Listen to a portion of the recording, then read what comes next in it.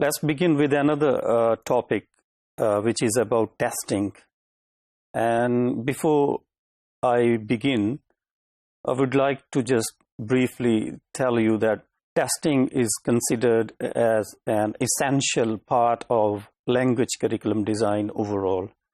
I mean, much of the success of and its implementation of a curriculum depends upon the effectiveness of testing and its usefulness for learners' progress, right? Well, before I start, I would like just you to think what actually you know about testing. When you think about testing, what ideas you come up with?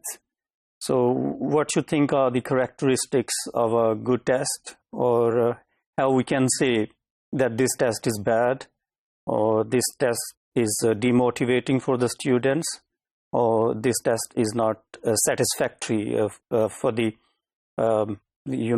for the standard of the students. So these are the questions you could take a little pause and think about and see what ideas you come up with. So these are the questions that we're gonna explore within this topic, testing. We'll start with its role in language curriculum design, which I have already briefly mentioned here. Well, it's interesting when you think about the word test. It horrifies. I mean, for a teacher like me, it horrifies. For a teacher, and it's intriguing how, I mean, it might be fearful for the students. Well, they are going to appear in a certain test, so how come, right? So, but it's the role of actually the teacher who could relate the testing to the overall learning of the students and make it satisfactory, make it in such a way which could promote confidence and which could promote trust between the students and learners. So, well, as I said before, testing is considered as an essential part of language curriculum design, which is it helps to determine the parameters of needs analysis, which we have already, this topic we have already talked about in the beginning.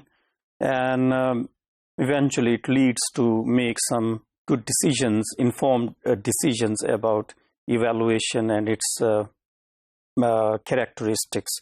Well, so overall testing helps see the effectiveness of the delivery of a program, and much of the success or failure of a course depends upon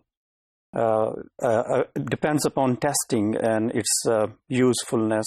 The areas we will be looking at throughout this topic, I'll just touch upon these topics in this module, in this main topic of testing, because you guys got another course, main course on testing and evaluation, where you can you might be referred to some specialized textbooks on testing and evaluation.